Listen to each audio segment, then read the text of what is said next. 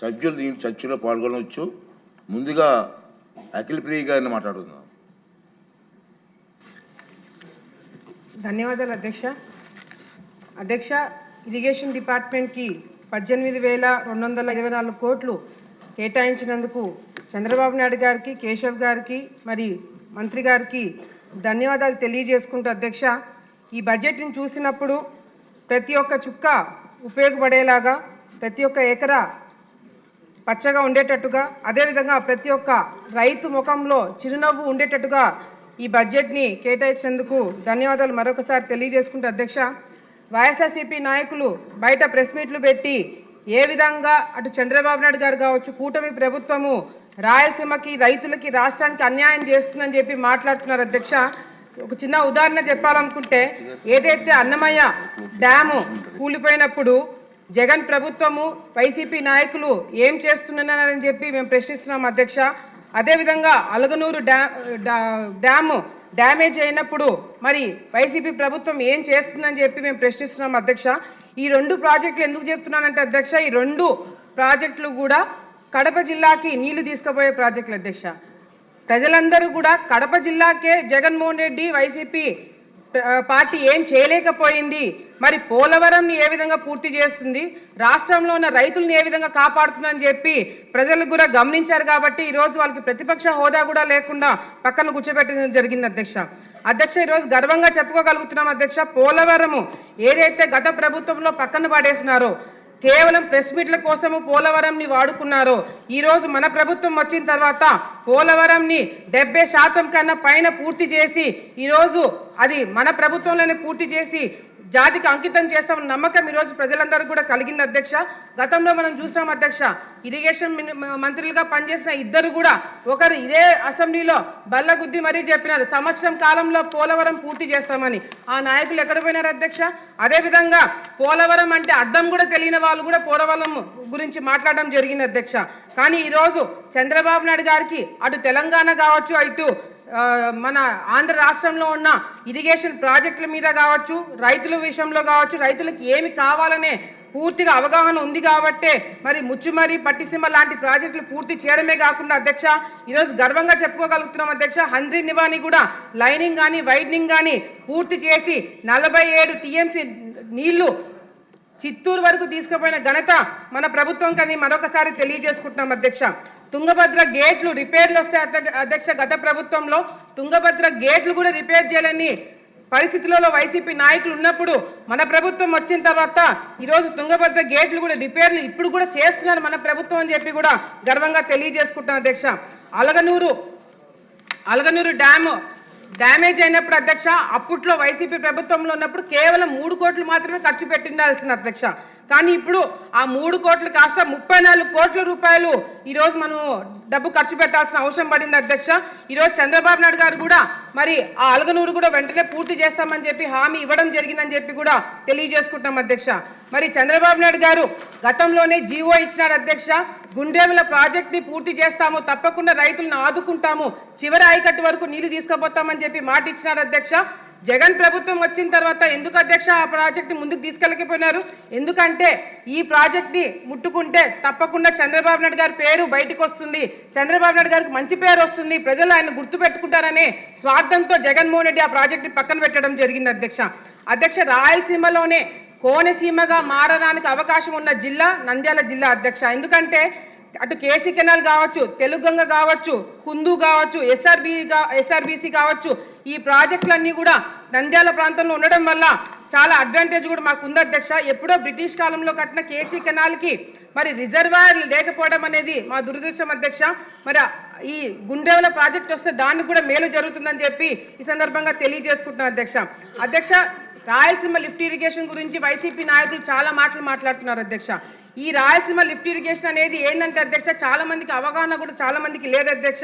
ఈ Rayalaseema lift irrigation లో అటు చిత్తూరుకి నీళ్లు పోవు అధ్యక్ష, అనంతపూర్కి నీళ్లు పోవు అధ్యక్ష, కర్నూలు జిల్లా వాసులకు కూడా నీళ్లు పోవని సంగతి అందరూ కూడా గుర్తించాలి అధ్యక్ష.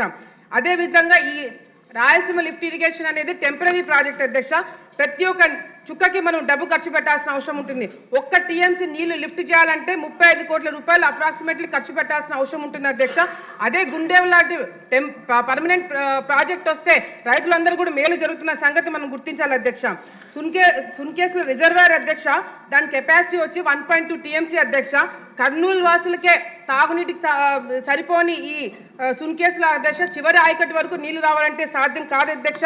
అందుకే ఈ గుండెవల్ అనేది చాలా ముఖ్యమైన ప్రాజెక్ట్ అని చెప్పి మరొకసారి తెలియజేసుకుంటే అధ్యక్ష, ముఖ్యమైన కొన్ని ఇష్యూస్ ప్రభుత్వం దృష్టికి తీసుకొస్తాను అధ్యక్ష.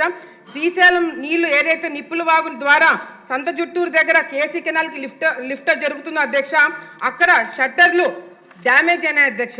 ఈ షట్టర్లు ఒకటో రెండో కాదు అధ్యక్ష, దాదాపుగా 13 లొకేషన్స్లో ఈ షట్టర్లు డ్యామేజ్ అవ్వడం వల్ల చివరి ఆయకట్టు వరకు నీళ్లు రావట్లేదనే సంగతి ప్రభుత్వం దృష్టికి తీసుకొస్తున్న అధ్యక్ష. తెలుగు గంగ అధ్యక్ష, ఈరోజు ఆలగడ్డ ప్రాంతంలో చిన్న ఉదాహరణ చెప్తా అధ్యక్ష. నా నియోజకవర్గంలో 90,000 ఎకరాలు ఆయకట్టు ఉంది అధ్యక్ష. 90,000 ఎకరాలకు ఆయకట్టు ఉన్న తెలుగు గంగకి 34,241 ఎకరాలకి నీళ్లు రావట్లేదు అధ్యక్ష. ఆయకట్టు కూడా నీళ్లు రాలేని పరిస్థితి ఎందుకు అధ్యక్ష? డిస్ట్రిబ్యూషన్ ఛానల్స్ లేకపోవడం వల్ల ఈ సమస్య ఉంది అధ్యక్ష. గతంలో కూడా మంత్రి గారు ఇదే అసెంబ్లీలో మాట ఇచ్చినారు అధ్యక్ష, తప్పకుండా డిస్ట్రిబ్యూషన్ ఛానల్స్ ఇస్తామని. 60 కోట్ల రూపాయలతో ఈ ఎస్టిమేషన్స్ వేసి కూడా ప్రభుత్వం దృష్టికి తీసుకెళ్లాలనే సంగతి కూడా సందర్భంగా తెలియజేసుకుంటా అధ్యక్ష. గన్లేరు మరి రిజర్వాయర్ ఏదైతే ఉందో అధ్యక్ష, అహోబిలం దగ్గర, అక్కడ కూడా మరి 2001లో ఈ డిజైన్ చేయడం జరిగింది అధ్యక్ష ఈ ప్రాజెక్టు. ఇప్పుడు పాపులేషన్ పెరిగింది కాబట్టి ఆలగడ్డతో పాటు 18 గ్రామాలకి తాగునీటి సమస్య కూడా తీరుతుంది అధ్యక్ష. మేము అడిగింది ఒకటే అధ్యక్ష, 0.33 టీఎంసీ ఉన్నది కెపాసిటీ 0.66%కి 66 టీఎంసీకి పెంచమని చెప్పి అడగడం జరుగుతుంది అధ్యక్ష.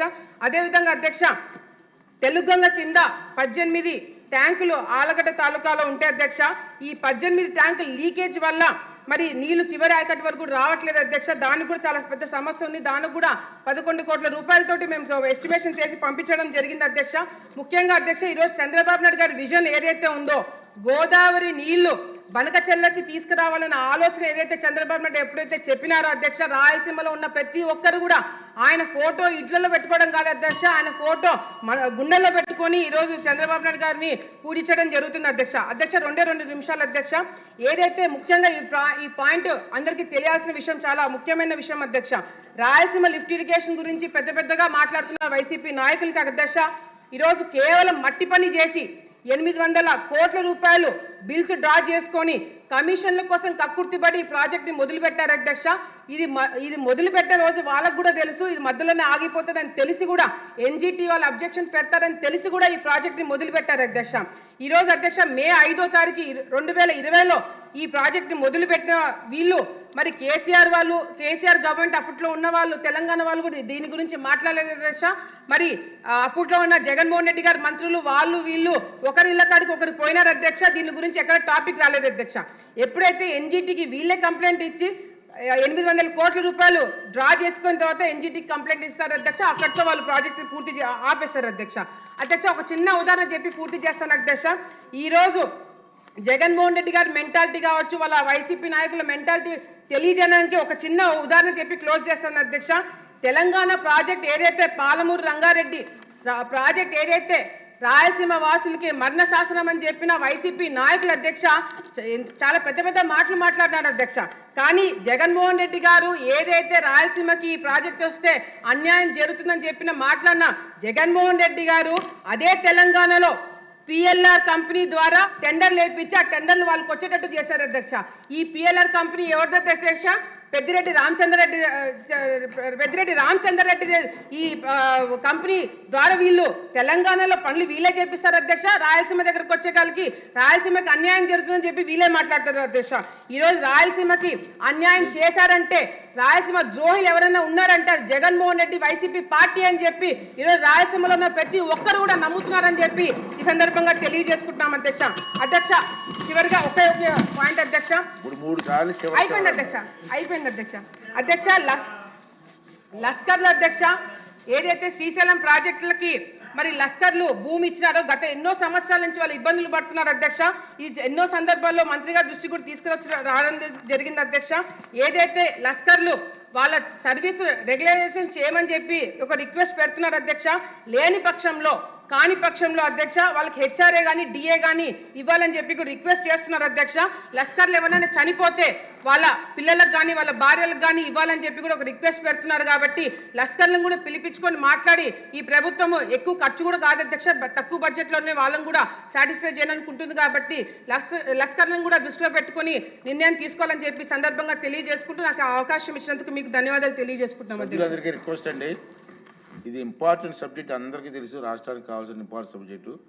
ఎక్కువ మంది మాట్లాడతారు, క్లుప్తంగా మాట్లాడితే ఎక్కువ మంది మాట్లాడుకోవాల్సి వస్తుంది మీ సలహాలు తీసుకోవడానికి సభకి. ఇప్పుడు పెద్దలు ఆమ్నేని శ్రీనివాసరావు గారు. నమస్కారం అధ్యక్ష. మనం